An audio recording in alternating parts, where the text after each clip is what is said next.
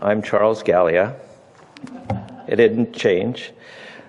I'd like to introduce you to M.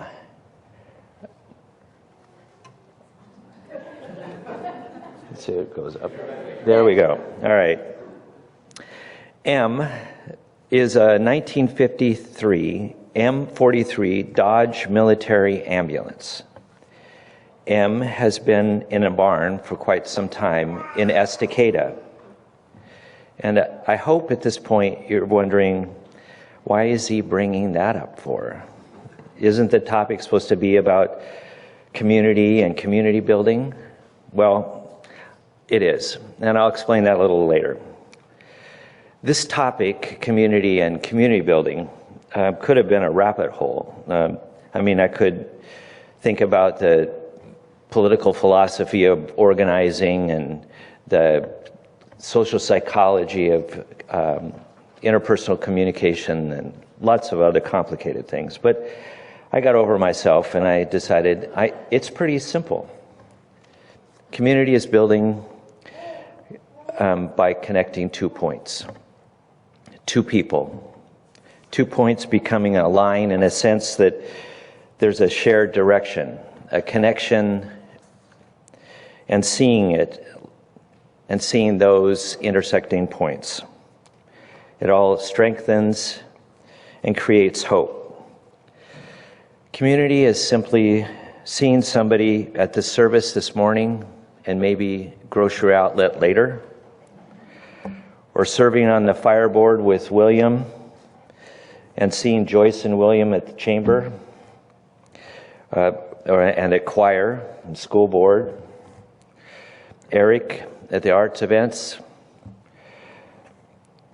Bev at the Willamette Falls Symphony, Aaron at the Neighborhood Association, Terry at the Indivisible, or so many of you like at the Music in the Park, Oregon City's first Juneteenth event, or the first ever Pride event at Clackamas Community College. Our church is your church, and it supports so many kinds of organizations and opportunities to enhance community. There's AA in the living room, Sun, Hope, Sisters, Feed the Hungry, the Forum, and religious education. We support Clackamas Women's Services, Red Lodge Transition Services, the Clackamas Bookshelf, Clackamas Volunteers in Medicine, and so many more that help our community beyond these walls. I recall a survey that we do of members. It asked a question: what do you hope to gain from participating in church? And time again, something surfaces. It's building community. This church, your church, creates an opportunity for connecting and creating communities. During our service, without fail, one of the points of highest energy that I see every single time is when we greet those around us. This energy is so high. It's wonderful. You are creating community. Unitarian Universalists have 7 principles. The 7th principle is respect for the interdependent web of all existence, of which you are a part. Some may see this as an environmentally oriented principle, but I see it more like an acknowledgement that we are part of a greater community. And for me, it's the magic of the universe, those intersections that we see. Now I want to turn back to M. When M gets back up there. All right. So M belonged to a friend of Anna's and mine, Stephen Soul. Stephen worked with us on some political campaigns, and he was on the Oregon City School Board with Anna. He's a teacher at the community college, and I would say he's a dear friend. Stephen recently lost his dad, Marty. Marty Soul is who owned M, and M is partially why we call it M, because of Marty. Ann and I bought M 2 weeks ago, and yesterday we rolled M out of that barn so we could bring it home. We hope to bring M back into service, to park it out front like John Jagger used to park his classic Ford. We'd like M to be something that you see rolling down the street, and when you do, you get a sense of community and feeling connections. So that's why I'm sharing this picture, because M symbolizes community and some hope. Thank you. Our reading today is Gate A4 by the Palestinian-American poet Naomi Shihab Nye. She writes, "Wandering around the Albuquerque airport terminal, after learning my flight had been delayed 4 hours, I heard an announcement. If anyone in the vicinity of Gate A4 understands any Arabic, please come to the gate immediately." Well, one pauses these days. Gate A4 was my own gate. I went there. An older woman in full traditional Palestinian embroidered dress, just like my grandma wore, was crumpled to the floor, wailing. "Help," said the flight attendant. "Talk to her. What's her problem? We told her the flight was going to be late and she did this." I stooped to put my arm around the woman and spoke haltingly. "Shudunwa? Shubiduk habibati? Stani shwe? Min fadlik? Shubit siwi?" The minute she heard any words she knew, however poorly used, she stopped crying. She thought the flight had been canceled entirely and she needed to be in El Paso for major medical treatment the next day. I said, "No, you're fine. You'll get there, just later. Who is picking you up? Let's call him." We called her son. I spoke with him in English. I told him I would stay with his mother till we got on the plane and I would ride next to her. She talked to him. Then we called her other sons, just for the fun of it. Then we called my dad, and she and he spoke for a while in Arabic and found out, of course, that they had 10 shared friends. And then I thought, just for the heck of it, why not call some Palestinian poets I know and let them chat with her? This all took up 2 hours. She was laughing a lot by then, telling her life, patting my knee, answering questions. She had pulled a sack of homemade mamoul cookies, little powdered sugar crumbly mounds stuffed with dates and nuts, from her bag and was offering them to all the women at the gate. To my amazement, not a single woman declined one. It was like a sacrament. The traveler from Argentina, the mom from California, the lovely woman from Laredo, we were all covered with the same powdered sugar and smiling. There is no better cookie.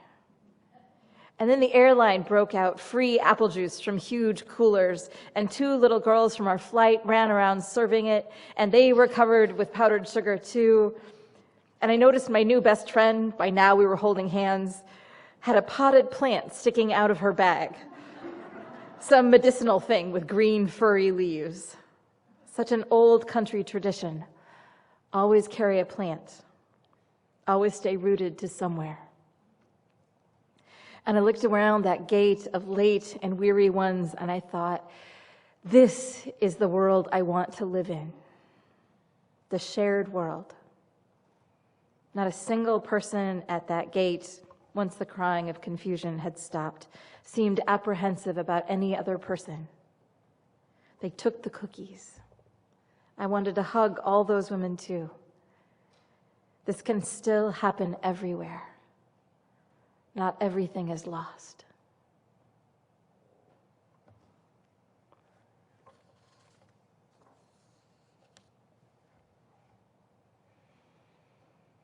Paula Cole Jones, one of the authors of the 8th Principle on Anti-Racism and a staff person for the Unitarian Universalist Association, talks a lot about our congregations as being a community of communities, The family model is too narrow and limiting, she says.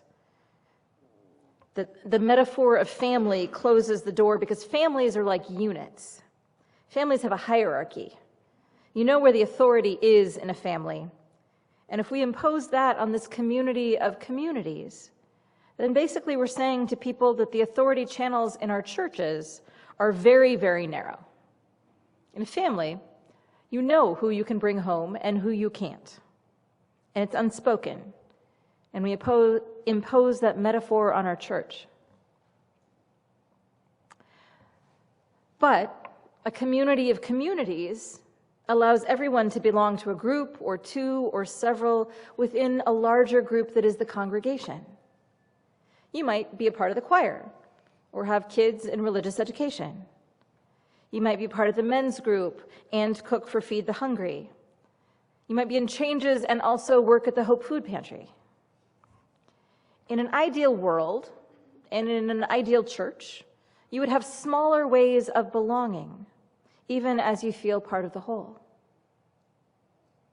Most of us have some experience of this in our lives.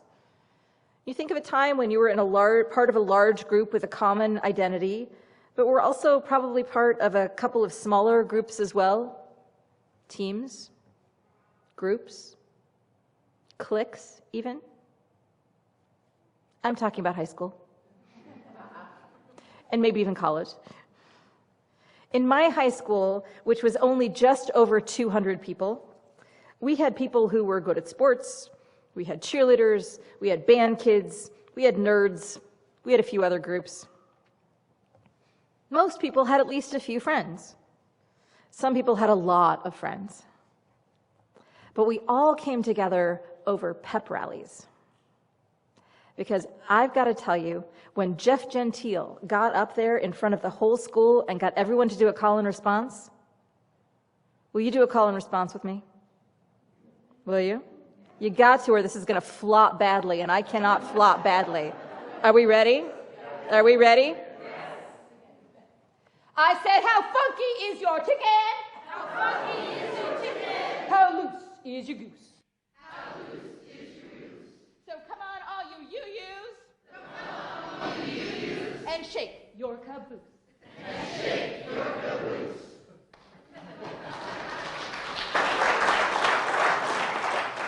It did not matter if you were a football fan or not. Not one bit. But for a moment, you belonged. You belonged to that particular community that was Walport High School in the early 1980s. We have all had some senses of belonging. And trust me, I also know the feeling of not belonging in high school. I know that's also real. But sometimes, and I think especially back then, some things transcended personal preferences and became cultural landmarks. We all watched the same news at night. We got our news from the same sources, and we trusted those sources. Now, I know that even those trusted sources absolutely centered the dominant voices of white straight men, but they at least tried to report facts. Back then, there were 3 major networks plus public broadcasting. Later in high school, we got cable TV, and MTV came into our lives in a huge way. But adults still mostly watched ABC or CBS or NBC. And certainly that was where our news came from.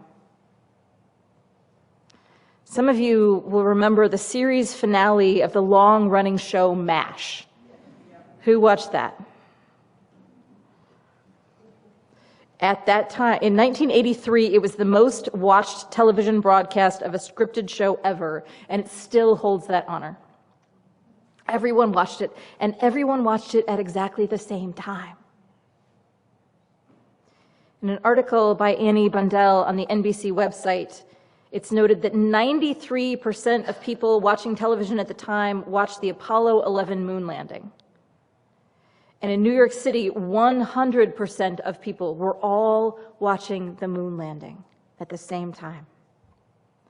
In an article written for the 50th anniversary of that event in 2019, she wrote, "It's that sense of togetherness that still permeates the story of the Apollo 11 landing today.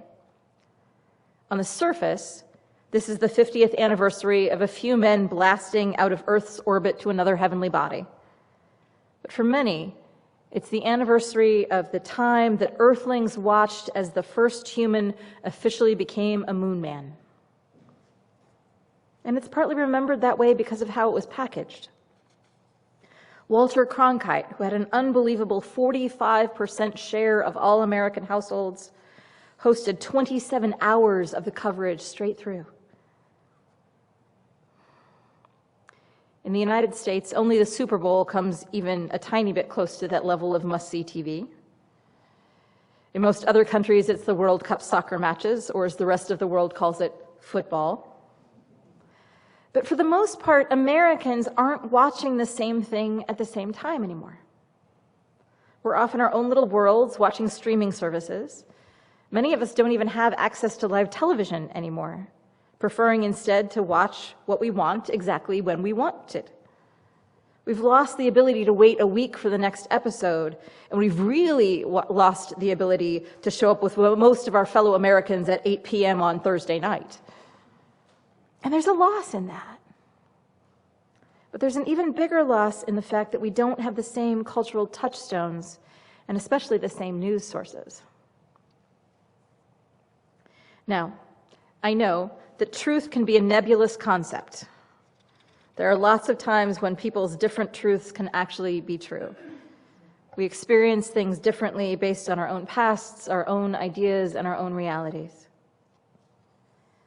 But our lack of central, trustworthy news sources currently means that there are many people out there embracing actual lies because they trust the person saying them, even as the facts show that they are, in fact, lies. And because American politics have gotten more and more polarized, people on both sides of an issue may actually not know anyone who voted for the other candidate. When you're surrounded with people who only think like you do, it's hard to believe that more Americans can possibly think differently. The consumerism in our culture has infected so much of our daily lives. And we're not just talking about our propensity to buy stuff. That's part of it. But really what I'm talking about is that everyone is getting more and more used to their individual preferences guiding their lives. You don't have 3 or 4 choices of what to watch on a Tuesday night. You have thousands. In a city, you have so many choices about what to eat, what to watch, what to do, that you sometimes lose the ability to realize that not everything has to be for you. Sometimes church is like that. If you only come to church when the sermon sounds interesting or when the choir is singing, you miss out on the community that forms every week. You miss out on what might happen on any other day. Part of community is showing up. Part of community is realizing that not everything is going to be your cup of tea, but it might be your neighbor's favorite. When I sang in the Portland Lesbian Choir, we talked about songs that way. There were some songs that we sang that I didn't really like, but probably that was somebody else's favorite. One of the powerful things about building community is that realization that we all don't have to love every single thing that's going on, but we have to let other folks love what they love too. So why is it important to build community? Why don't we each just get to do our own favorite thing and have that be okay? Why don't we get to hang out with folks just like us? In an article for the Atlantic magazine, Hillary Rodham Clinton writes that Surgeon General Vivek Murthy published an advisory warning that a growing epidemic of loneliness and isolation threatens Americans' personal health, but also the health of our democracy. Murthy reported that even before COVID, about half of American adults are experiencing substantial levels of loneliness. Over the past 2 decades, Americans have spent significantly more time alone, engaging less with family, friends, and people outside the home. By 2018, just 16% of Americans said they felt very attached to their local community. 16%. The rate of young adults who report suffering loneliness went up every single year from 1976 to 2019, and then we had a pandemic. From 2003 to 2020, the average time that young people spent in person with friends declined by nearly 70%. In his influential book from 2000, Bowling Alone, the Harvard political scientist Robert Putnam showed that American social ties and support networks collapsed in the second half of the 20th century.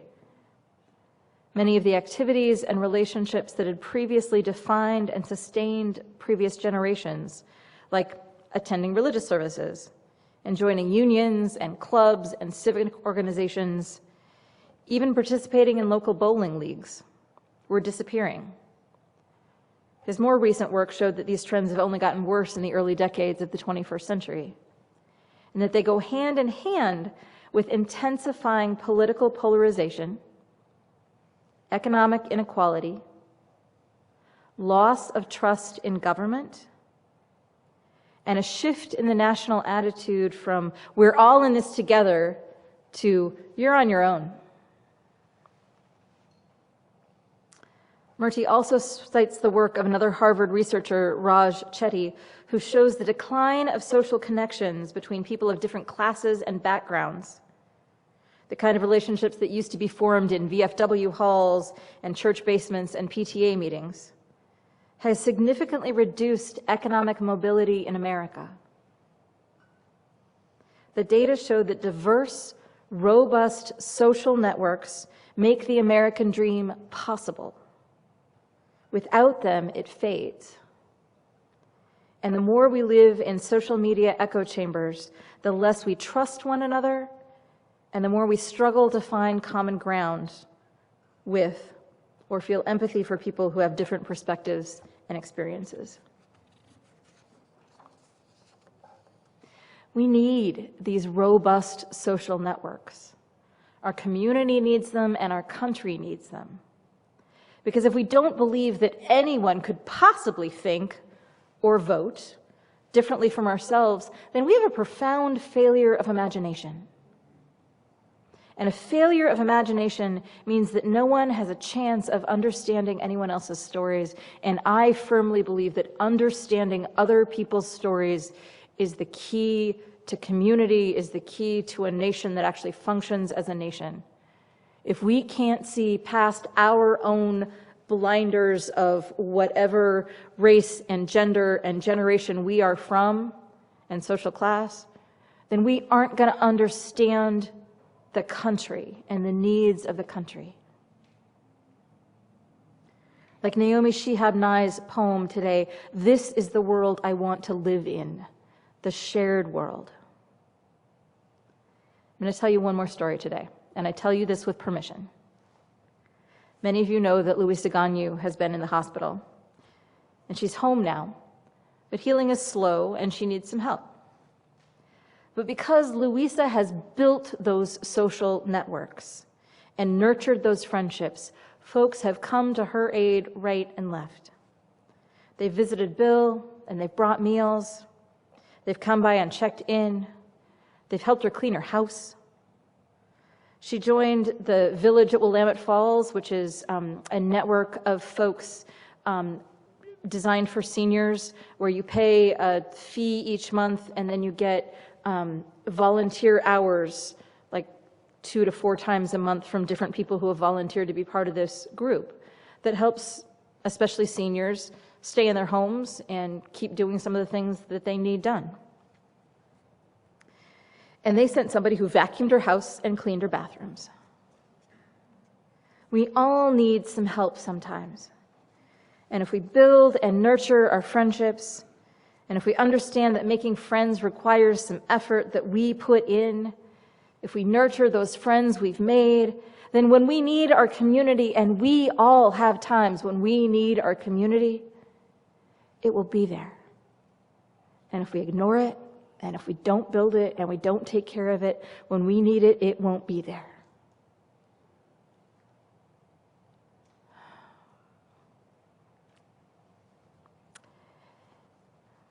If you're here because you're longing for community, it is important to get involved in a smaller group, because Sunday mornings probably won't get you the experience of community that you're longing for. Sunday mornings will get you other things. But if you're here because you're looking for friends, if you're looking to build that community, then getting involved in other ways will probably help with that. I am happy to meet or talk with you if you'd like some advice on where you might best plug in. I also know Hal is doing a project on that next week, I think. And if we make some effort to become a community of communities, to interact with folks who aren't just like us all the time, to go to the Little League game, or come to church, or join a book club or a bowling league, then we will find our smaller community within a larger organization. This is the shared world. I want to be part of that world. I hope you do too. Blessed be, and amen.